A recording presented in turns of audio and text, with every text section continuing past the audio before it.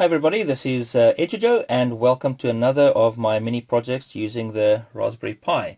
And for today's project I've just added a slight add-on to my GPIO sequence project. The one with the light is exactly the same configuration as you can see there when I did the traffic lights or the sequence or whatever we called that one. And what I've done was I've added a buzzer this time, another output, just so you can see that you don't have to use just lights as an output. You can use anything really that you can hear or see in terms of lights or audio or something like that, speakers. So I put a little buzzer this time, and as you can see, I put a negative. A buzzer obviously has two pins, if you did not know that. I'll just zoom in if I can, or I'll get a little bit closer. There's a little positive on the other side, and nearer to me is the negative side, which you can't see. It's obviously under there. But I've added a little wire from the negative to the negative pin, which is in this case it's line number 23 there, but you can put it anywhere you want as long as you just line them up.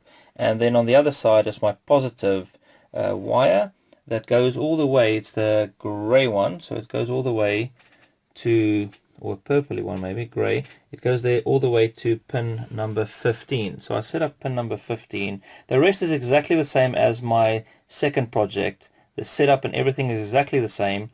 And the only thing I did was I just added the buzzer, connected the negative, and then connected the positive to pin number 15, which is directly next to pin number 13 in this case.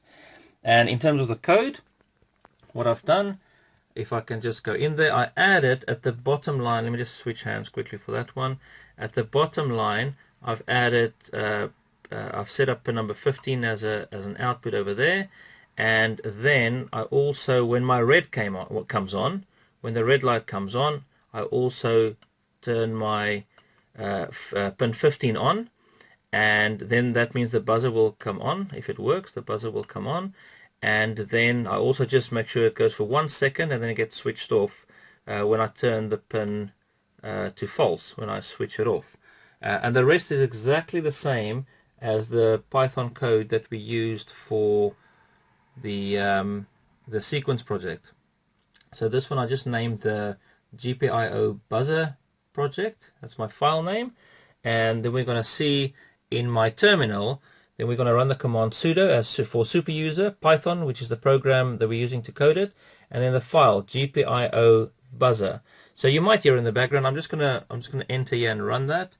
So I switch it on. Oh, I must first click there. Sorry. So let me just click there quickly so I can just make this window active. And let me try again. So I will enter. So there you should hear the buzzer. I'll just come down here. So every time the red one is on, the buzzer comes on, as you can see there. So let me just run that again. So as soon as the red comes on, the buzzer comes on. So that could be some sort of an alarm system that you have or something like that. I've set the cycle to be less than 4.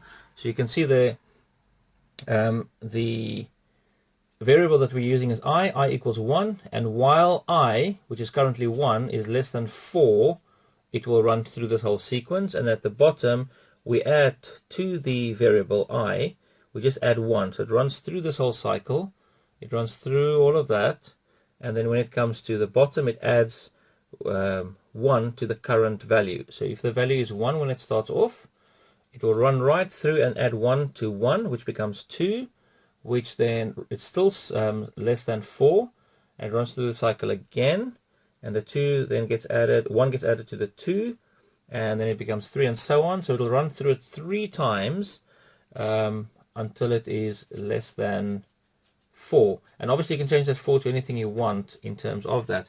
So how would this be used in real life? Well, in real life you could have, I don't know, some sort of an alarm system, or you may have some sort of a sensor attached to let's say where the green light is, the red light, and then if it's some sort of a warning, let's say it is the moisture in the air or something like that, or it's an alarm system and the tripwire gets tripped, or the laser beam gets broken or something like that, then the red light could flash, and then you can add a little buzzer that goes off just to warn you that something is not the way it should be.